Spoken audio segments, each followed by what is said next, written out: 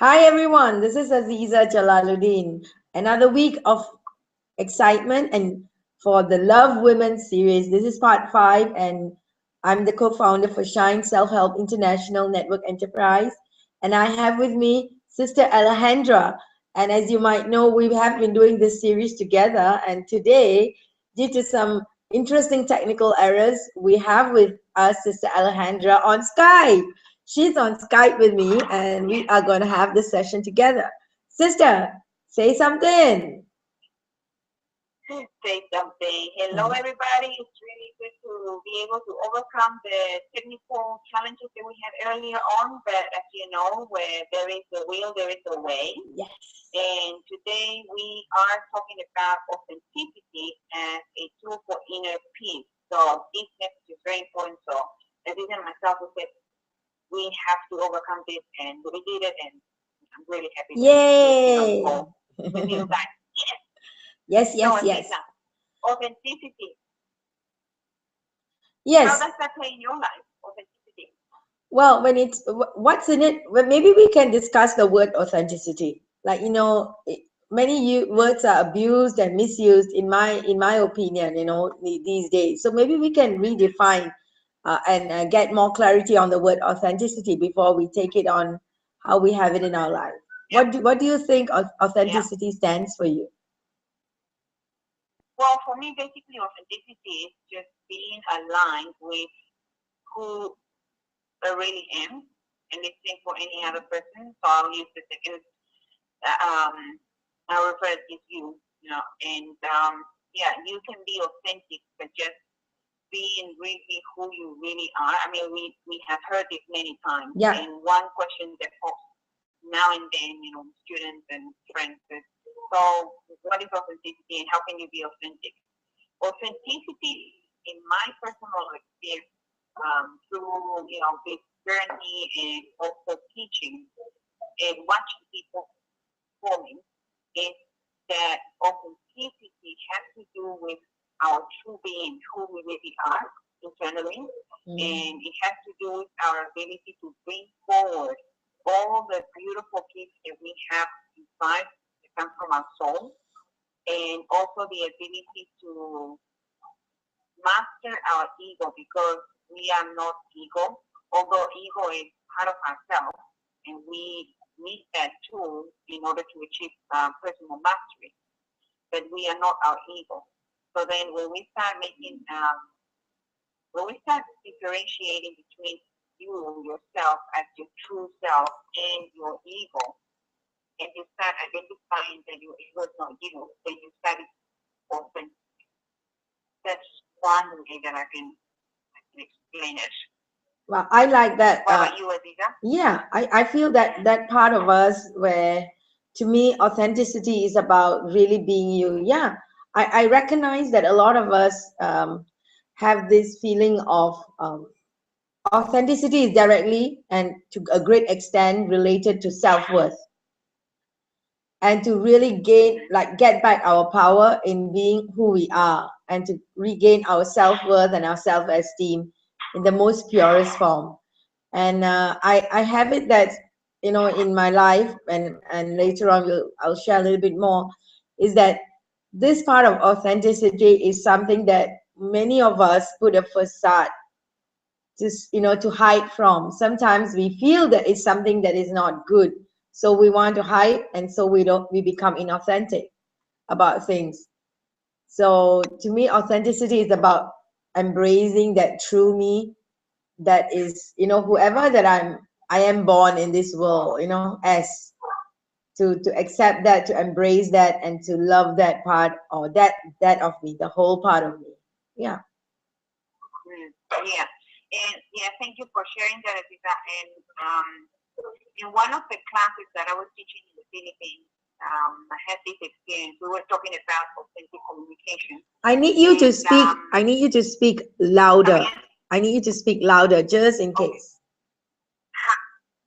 How about this? Can you hear me well? Yes, I'm actually using the recorder to see if you're loud enough. So I just feel that you're not getting loud enough. That's all.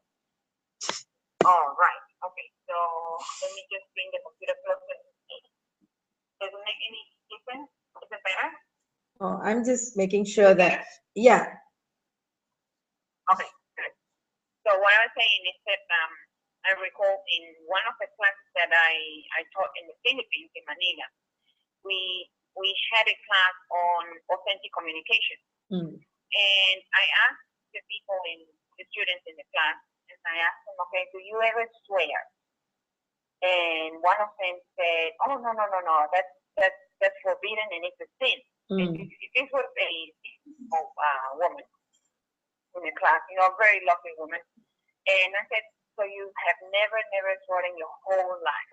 And she said, yeah, I have never sworn. And then I said to her, so how do you feel when you feel really frustrated and you feel like saying some shit, right? What do you say? And what do you do? And then she just said, oh, well, I'll just, don't say anything. And then I said, so how does that make you feel? Well, and she said, well, even more frustrated. And then what about when you really feel like saying it? What do you say? Instead of feeling, like saying, you want to say, holy shit.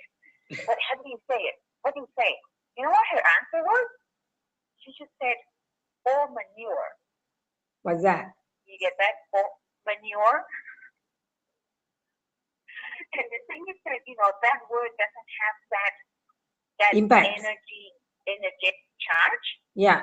So it's like we feel like really saying, oh shit, because there's something really, like say something happened, and it's appropriate for you to say, oh shit. But if you just go around saying, oh manure, you are completely taking away your power. You're not allowing yourself to express yourself the way that you used to express yourself, because there is a release of energy that happens when you're saying what you really want to say. Having said that, it's not about going around how you express yourself. Yeah, it's not about going around swearing actually also, right? It's about getting ourselves. Yeah. Yeah, because it's not about just being mindful about what you say, when you say it, who you say it. This is about authentic communication. Now, we are talking about also authenticity as a tool for inner peace. And I have a question from lovely woman in Portland. And she's saying, well, anytime that I am authentic, I just get anything but pleasant things. Her name is Jane. So authenticity gives me anything but peace. What can I do? And my answer to that will be, well, if your authenticity has not been giving you peace, then probably you might want to take a look at how you are delivering your authenticity. Because remember that we have to be mindful about how we express ourselves. Yeah. Because authenticity, it is a tool for inner peace. And just think about it. Whatever you are experiencing internally will be reflected on your outer world. Yeah. Right? Yeah. Right? And so if your inner world is at peace, you will reflect peace around you. You will have peace being manifested around you. So if you don't have peace yourself, then don't look at the outside. You have to look inward. You got to check inside of you. What is it that you're holding back, or what is it that you're attaching yourself to that is creating that inner conflict that reflects on your outer world? What do you think, Azeeza? Yeah, because for me, when you're talking about an incident, about having that authenticity, and also about myself, reflecting it in my life, I had a lot of things come up, because there is such thing as something that we want to live by based on society, the people around us, and what people tell us, and who we should be, rather than who we are.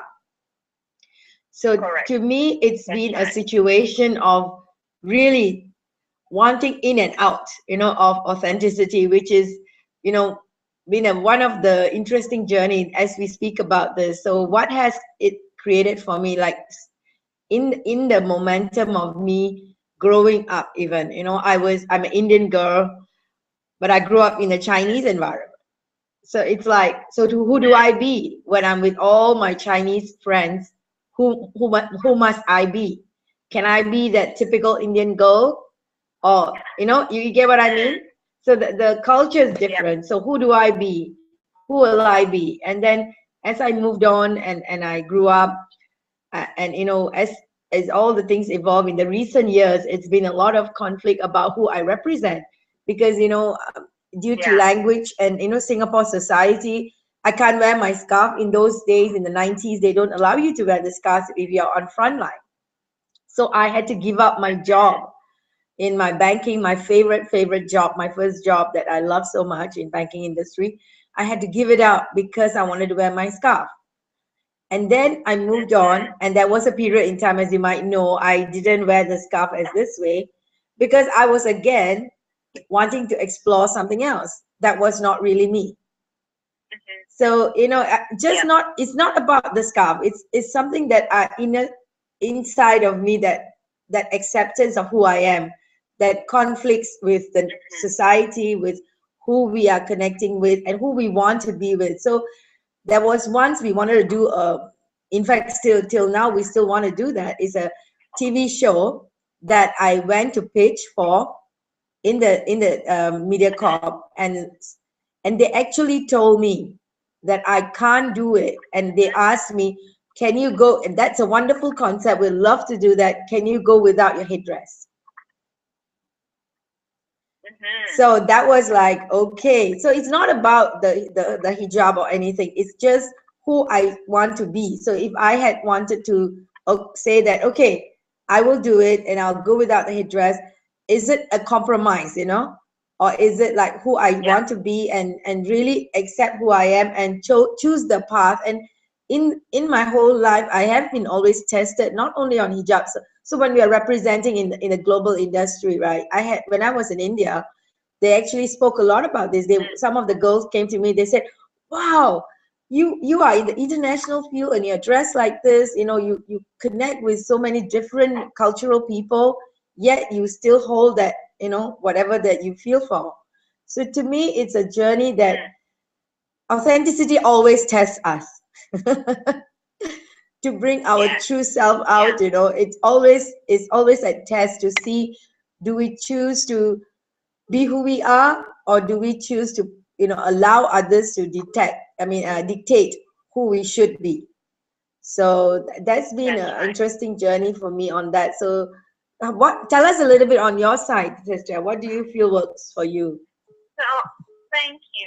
So I think that like you were born in Singapore. I was born in Peru. Yeah. But then I moved to Japan. So I have that very similar experience where moving to Japan, I had to accept myself in the Japanese culture. So then I had to, in a way, in order to adapt, I stopped being myself. And in stop being myself, in other words, not being authentic, then I found a lot of stress.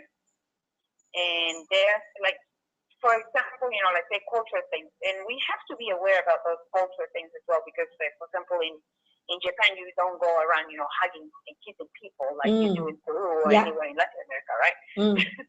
You just bow at each other, right? It's very, very different. But and they are married also in every culture. So it's, to me, and for me, it was about the discovery of how can I be the most authentic self within those parameters. Yeah. And it takes time, because you have to learn about the culture, you learn about the people, and most of all, the most important thing of all is learning about yourself. So the self-discovery process, to me, is the key here, because it doesn't matter where in the world you are. And I have traveled throughout the world, and I continue traveling, and now it's very easy for me to be myself, regardless of where I am in the world. Yeah.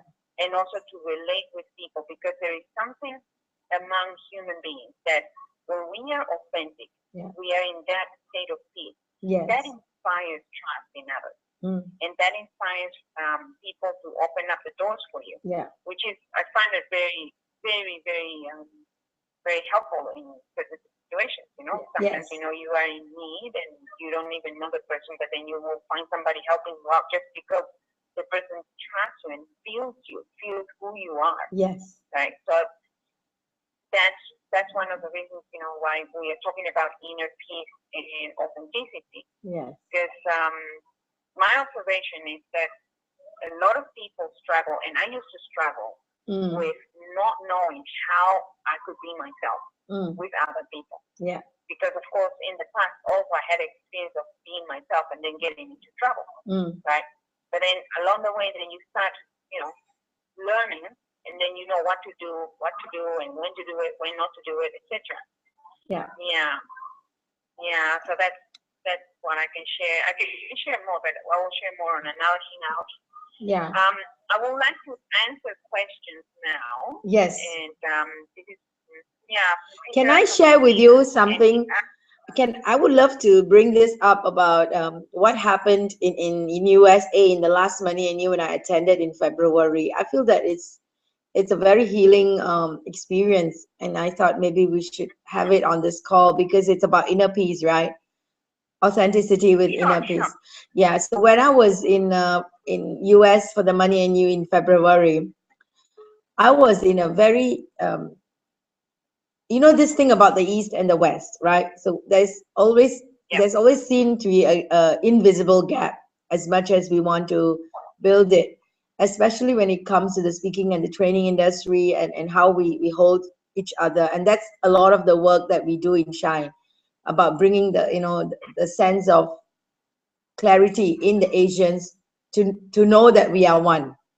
So it's been all this journey that we've been taking. So when I was in US, and it really brought up stuff for me, especially as an Asian going there and wanting to be on this, you know, to be able to present.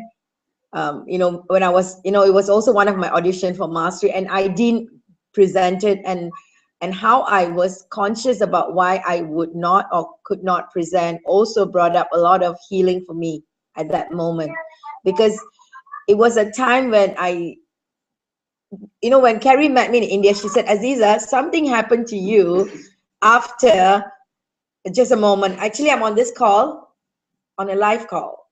Yeah, sorry. So this is something that, sorry, I lost the thread. Okay, so this was what happened. So Carrie said that something happened to me. She didn't know what happened to me after US, that I felt I was like really different when she met me in India. So when I was reflecting on that, it was really that healing process that I went through when I was in US. That, you know, that's that thing that was like the metamorphosis. That's what I felt it was like when I was in US, and I was in, you know, it looked like jet lag to some people, you know, all of that. But I knew that it was something that that spark and that clarity that I got out of being who I am in my own body and my own space, and being accepted and being, you know, loved by a international group of friends. So we had friends come from US, from Australia, from UK, I mean, from the Europe continent. So it was such a healing space for me to be accepted and be loved. And that gave me a lot of breakthrough in being who I am and in my own, you know, true self. So it actually created a spark in me that created a lot of clarity. So that had a lot of peace message for me. And since then, I have never been the same again. I'm not sure whether you recognize this, Sister. It's actually been something that really supported me in being authentic to what I do and the work I stand for. And, you know, in our work with Accelerated Business School, supporting uplifting humanity consciousness through business in our Money and You program, and also standing for World Shine being, you know, the space for prosperity growth, internet globally, right? Are you there? Are you on the call? Did I lose her? Yeah, sorry, I muted myself. Oh, okay, good. Yes. So this was. I want to give you my feedback on this, and this is actually really for what you said, because the thing is that it's not so much about, you know, like people accepting us. Yes. When you accepted yourself, they accepted you. That's right. When I accept myself, others accept me. Yes. So this is something that I want to point out about authenticity and inner peace, because some people ask, okay, so what is the relationship between inner peace and authenticity? Yeah. The relationship here, what I can share with you guys is that the more authentic you are, you will be more at peace with yourself, because you don't need to pretend to be somebody else. That's right. Or you don't need to be somebody else or want to be somebody else. That causes a lot of stress and chaos. And you don't need that. Yeah, nobody needs that. So yes. Going back to your experience of being on stage, Money and You, I would say it has to do with your ability to fully embrace yourself. And when you're fully embracing yourself, you're loving yourself, you're being the most authentic that you are. Yes. People see that. Yeah. And that is very attractive. That is inspiring. Yeah. This is one of the reasons why you want to be authentic. Absolutely. So that you have more inner peace.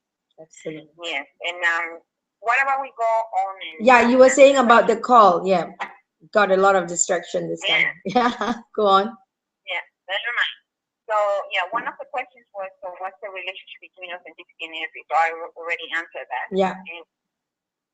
And the other one is, given that there is no right or wrong, what does it look like? What does inner peace look like? This is a great question, and I love this question. This is from my soul brother, Peter from New Zealand. So thank you for the question. Thank you. So what I will say about this is there is no right or wrong, because really there is no right or wrong. It all has to do with how we look at things in the universe. There's no right or wrong anyway. Yeah. So from that stand, when we are actually functioning from the state of non-attachment and non-expectation, and we can be the most authentic. Yes. Because really, our true being doesn't have expectation. Yeah. I mean, if you think about it. Yeah. Our true being doesn't have attachment. So, and this goes back to the beginning of the call when I was explaining about being authentic has to do with you being able to be the more time possible being in your true self, which is connected with your true being, connected with your soul. Yeah. In that state, there's no need for attachment, there's no need for expectation. So therefore, that produces inner peace. What about you, Azeeza? What do you think about this?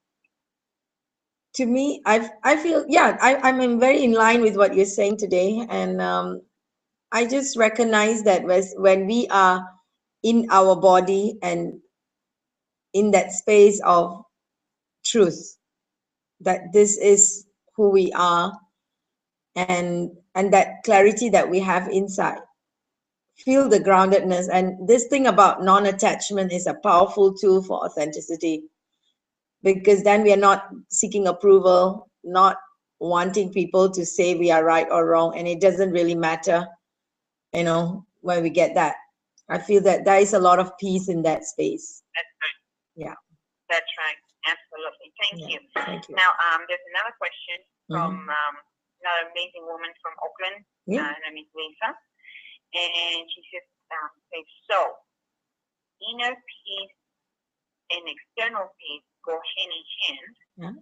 How? And the answer is absolutely. And it goes back to the beginning of the call when I was mentioning how your inner world creates your outer world. So then when you have your inner peace, you have external peace. Yeah. And I would like to explain a little bit more about this with some notions of hypnosis that I learned from Carl Banning, fantastic instructor in California. And something very powerful that I learned from him is that there are two types of stress. Do you know that there are two types of stress, Azeeza? Stress? Not just one, but stress. There are two types of stress. Okay. All right? Internal and external? One stress, internal stress, and the other one is external stress. Oh, okay. and the way we humans are designed and we work is that as long as we have internal stress, we will resonate with the external stress. Yeah. So from that sense, given that you clear the internal stress from yourself, then you will not be resonating with the external stress. Yeah. And in the same way, when you are creating, as you are clearing, of course you have to clear your internal stress in order to create inner peace, right? So, and being more authentic. Because when we have all these stresses, and when I talk about internal stress, I'm talking about emotional burdens, mental burdens that are unresolved. We are not authentic because those old issues and patterns is what runs the show most of the time for most of the people. I have been there and I learned not to do that. Yeah. And sometimes I do it, but if I do it, I just get myself out of it very quickly. Yeah. Because as I mentioned in another hangout, it's a process of mastery. So Yeah. you learn, you move forward, you practice, and you get better at it. Right? Yeah, absolutely. So you don't beat yourself up. Okay? You just practice compassion for yourself. Absolutely. So given that you are clearing more and more that internal stress, that leads you to be even more authentic, which leads you to create more inner peace. Yeah. And also more external peace in your life. How about that? Absolutely. It sounds the most important thing for anything that we want to stand for in life, especially when we walk a journey, as women. We're looking at women, men and women, in the space of, wanting to show who we are in the world, like as a man, to prove some points. As a woman, we want to prove something. That is itself has created a lot of stress in our beingness. So when we move away and we accept that truth of, wanting to have clarity inside us and what we are looking forward in life or being in life, then we have that clarity of a sense of peace inside. So when it comes to stress, that element, right? I also recognize that today morning, what was going on right now downstairs in my home, I'm staying with a train station downstairs, and it's chaotic. If you look outside, you go down, you will see chaos because the train didn't work. And because the train doesn't work, there's no taxi around. The buses are fully packed. And we can get frustrated and agitated and activated big time when it comes to such situation. And that external stress that's what we were having a conversation. And then we come up and, we're not able to get on the call. Here we are. At the same time, it's like, are we focusing on the stress that we are put through, and the external stress, does it define us? That's also something that we need to recognize. So things happen in life. And how we react to it, then, we can redefine ourselves again and again. So that external stress can never be translated inwards. But if we notice it, the internal stress can translate out. Because if I were to react and say that, oh, this is not working, and, damn this and damn that, and we can't get on the call, and so the call is off. Right? We can get into that, right? So then we won't have this session. So that's right. So internal stress can disturb our external, environment. External stress need not, and in my opinion, is always a test to check our internal, space and how clear and how authentic and how we hold to our inner peace. So that I'm really, I'm so happy that we are mastering that part of it. It's amazing. Yes, it is amazing because it does definitely. I mean, life is not the same. That's one thing that I can say to you is that my life is not the same with these tools and being able to apply it. And I'm very grateful that I have learned it, not just learning it, but it's actually practicing it. And it's in neuro-linguistic programming, we have a term, and it's called TOTE, which stands for test, operate, test, exit. Okay. Which basically means, okay, so you test something, so then you have something new, you're testing, you're operating it, right? Yeah. And then you test again to see whether that works or not. So then at that second testing, then you decide whether it worked or not. Yeah. So if it worked, you continue doing it.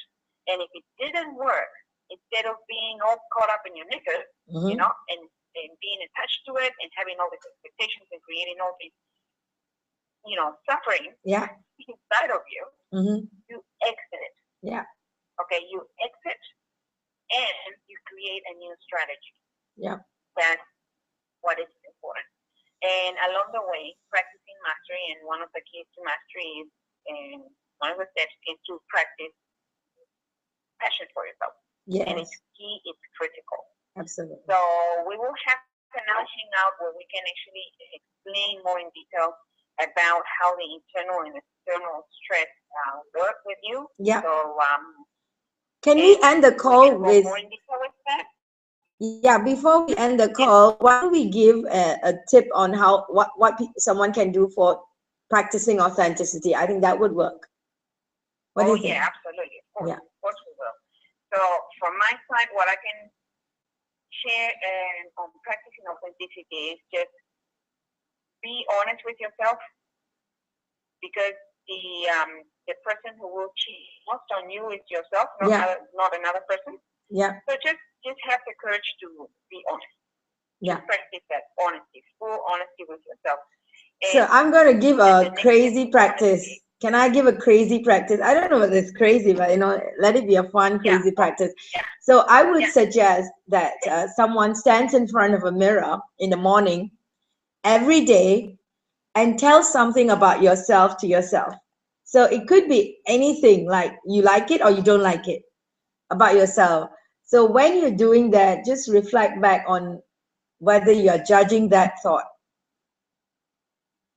and embrace that thought as part of you. So if you look at the mirror and you say, I am fat, right? So then the next thing will be, okay, so am I judging that being fat? What do I have? What is the negative thoughts that I have around being fat? And to really embrace it, that it's okay to be fat. So what? I will reframe that one, and then remember, I will just say to you guys, is just remember that anything that comes after the phrase "I am" is the most powerful thing that you can say to yourself. Yes. And actually, one thing that I want to say about fat is people are not fat. People are very toxic. And we can talk about that on another hangout. So just that this practice will get them to, we have these inner chatters going on in us anyway. So to address them would be better than to face them and just say it out. And then, then we go into thoughts around releasing it, right? Yeah. So it's like, if we have already got this inner chatter, whether they are polite to us or not, we have awesome stuff, ridiculous stuffs going on in our head. So just to be hearing ourselves and then embracing that beautiful part of us, would be wonderful. I will. Yeah. Yes, thank you. And I will invite you guys to take my email address. Yeah. Alejendrah,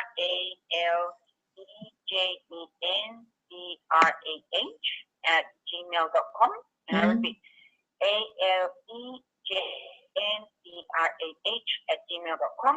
And I can send you a list of practices for inner peace. Yeah, and I'll be really happy to share that with you. So just I will also add that into the YouTube video. I will add that email address on the YouTube video. You can get in touch with us, Alejendrah, as well as So you can get our email addresses at the YouTube video. That's right.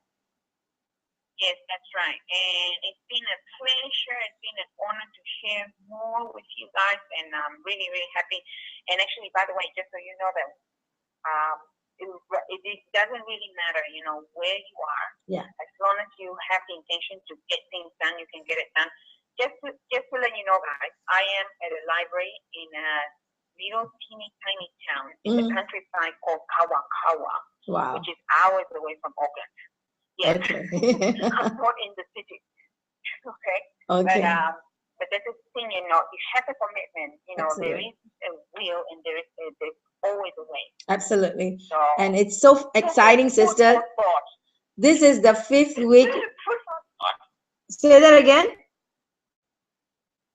Food for thought. Food for thought. That's right. And this is the 5th week we are running these sessions, every week for Love, Women, We Men. And I just love it that we are having it, because today is also very exciting for us. We were supposed to be out doing something else, and the call was supposed to be done in a hotel, and because of whatever circumstances, we are still, you know, doing the call in a very cozy environment. And I'm heading to present to a Chinese crowd about India. I'm going to be in a program with my partner Simon Lim on presenting about India to our Chinese friends from China. So it's going to be really fun. So I've got to go.